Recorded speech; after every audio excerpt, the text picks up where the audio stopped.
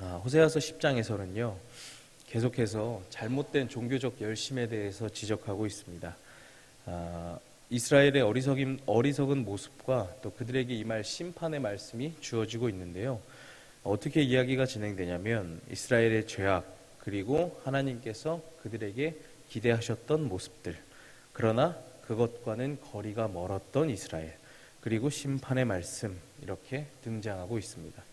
오늘 말씀을 통해서 왜 이스라엘 사람들이 징계를 받게 되었는지, 하나님께서 명령하시고 그들에게 기대하셨던 모습은 무엇인지, 그걸 통해서 어떻게 살아가야 하는지, 이렇게 이야기를 나눠보려고 합니다. 먼저는 그들이 징계를 받는 이유입니다. 그들이 포도나무와 같고 두 마음을 품었기 때문이었습니다. 이스라엘을 하나님께서 책망하시죠. 1절에 따르면 그들은 무성한 포도나무에 비유되고 있습니다.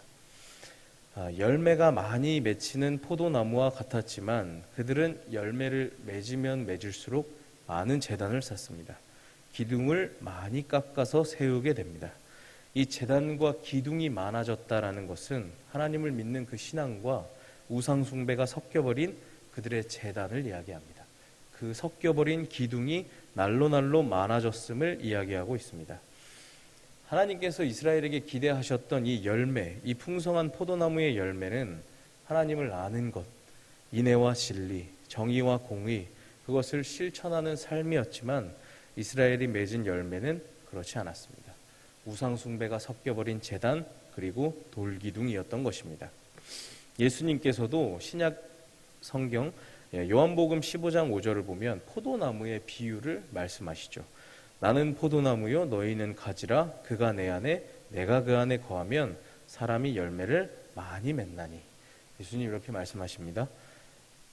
예수님은 포도나무시고 우리는 가지이죠. 바른 열매를 맺는 삶은 예수님 안에 거하는 것입니다. 예수님의 계명을 지키며 내가 너희를 사랑한 것 같이 너희도 서로 사랑하라 라는 예수님의 말씀을 따르는 것입니다. 하나님께서 오늘 호세아서에서 요구하시는 이 포도나무의 열매와 요한복음의 말씀은 일맥상통한다고 볼 수도 있는 것입니다. 하나님께서 오늘 이스라엘에게 찾으시는 열매는 그들의 삶, 그들의 인생, 그들의 실제 살아가는 그 삶이라는 열매입니다. 서로를 불쌍히 여기고 서로를 사랑하며 정의와 공의를 행하는 삶입니다. 이것을 무시한 채 더 많은 제단, 더 많은 기둥 세워봐야 아무 소용이 없다라는 것입니다. 그들은 또한 2절에 두 마음을 품었다고 책망을 받습니다. 2절을 보면 그들이 두 마음을 품었으니 이제 벌을 받을 것이라. 이렇게 하나님 말씀하시죠. 두 마음을 품었다는 것은 무엇이냐면 이 히브리어로 보면 그들의 마음이 나뉘었다입니다. 나뉘었다. 혹은 그들의 마음이 거짓되다라고 해석할 수 있습니다. 어느 쪽이든 겉과 속이 달랐음을 둘로 갈라져 버린 그들의 마음을 우린 알 수 있습니다. 제단과 기둥을 그렇게 많이 세웠지만 실상 이스라엘은 마음이 나뉜 사람들, 마음에 거짓이 있는 사람들이었습니다. 그들이 섬겼던 것은 여호와가 아니었습니다. 풍요, 재물, 그리고 많음이었습니다. 그들은 크고 대단하고 많고 화려한 것을 추구했죠. 그래놓고 하나님을 사랑한다고 거짓말을 했습니다. 이스라엘은 대체 왜 그랬을까요? 말씀을 지키면서 사는 게 힘들기 때문에 뭐라도 해야겠어서 그들의 마음이 편해서 그랬지 않았겠습니까? 하나님께서 말씀을 들고 살면서 우리가 세상에 충격과 희망을 주기를 원하십니다.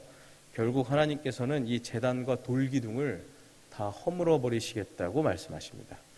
이러한 이스라엘 모습처럼 헛된 열매가 아니라 하나님 앞에 두 마음을 품는 것이 아니라 한 마음을 하나님께서 원하시는 열매를 맺으시는 저와 여러분들 되시기를 소망합니다. 그렇다면 이러한 말씀을 가지고 하나님께서는 이스라엘에게 어떤 모습을 기대하셨는지, 그럼 우리는 어떻게 살아가야 하는가에 대한 이야기입니다. 하나님께서는 이스라엘에게 기대하시고 원하셨던 모습이 있었다라는 것입니다. 우리 오늘 함께 읽으신 본문 말씀 11절과 12절을 다시 한 번만 함께 봉독해 보도록 하겠습니다. 시작. 에브라임은 마치 길들인 암소 같아서 곡식 밟기를 좋아하나 내가 그의 아름다운 목에 멍에를 메우고 에브라임 위에 사람을 태우리니 유다가 밭을 갈고 야곱이 흙덩이를 깨뜨리리라.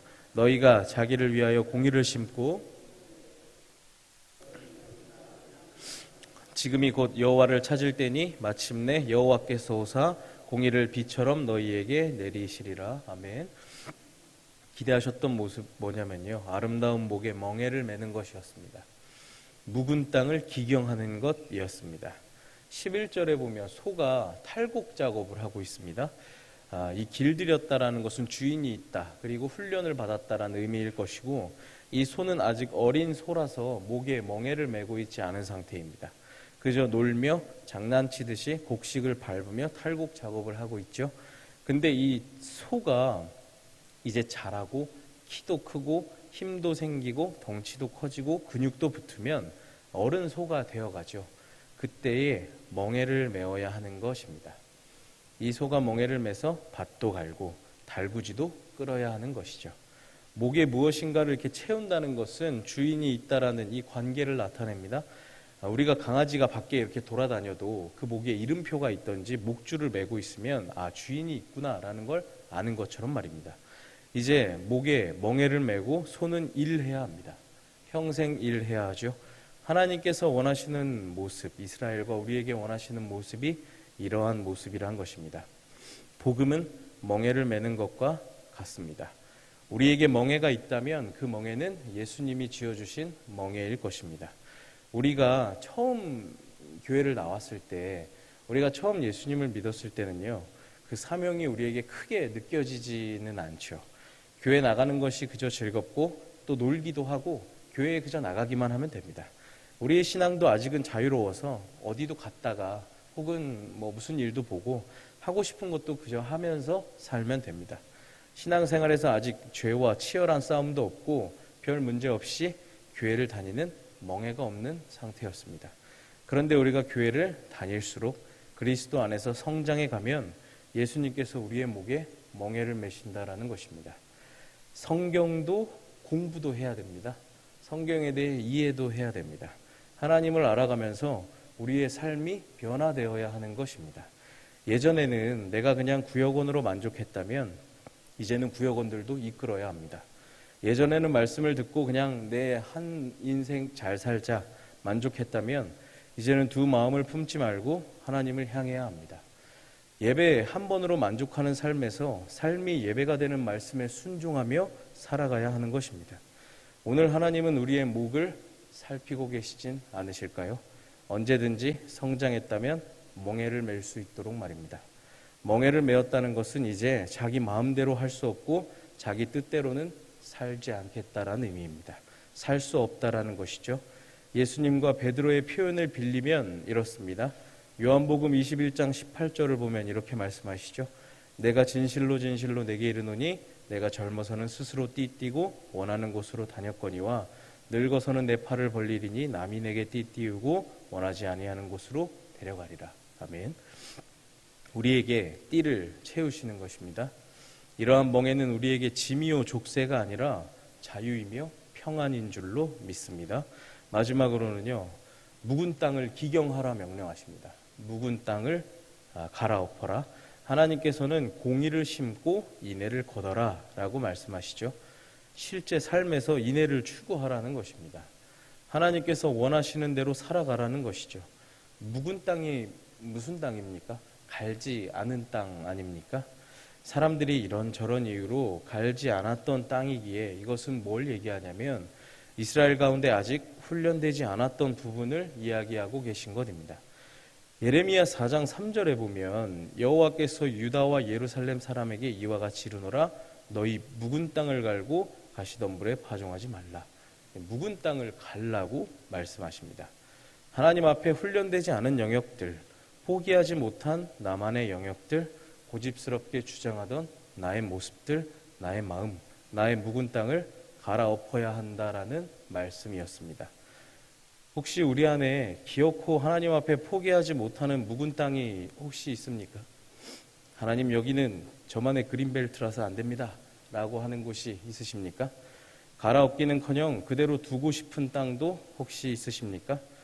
그곳이 갈아엎어져야 그곳에 하나님께서 함께 하실 줄로 믿습니다. 그 갈아엎어진 그 땅에서 하나님께서 일하실 줄로 믿습니다. 그리고 이것이야말로 성경에서 이야기하는 마음의 할례인 줄로도 믿습니다.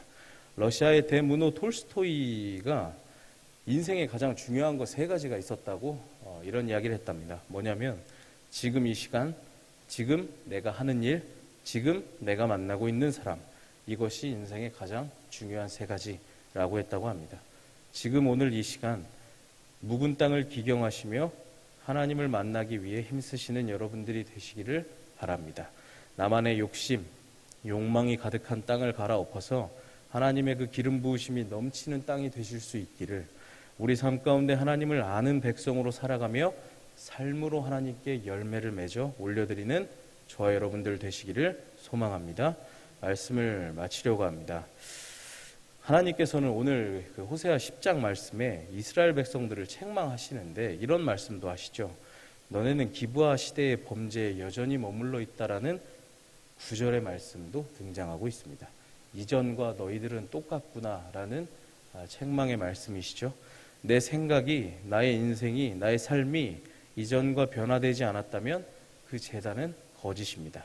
지난주와는 다른 여러분들이 되시기를, 어제와는 다른 오늘이 되시기를, 이전과는 달라지시는 저 여러분들이 되시기를 소망합니다. 기도하겠습니다.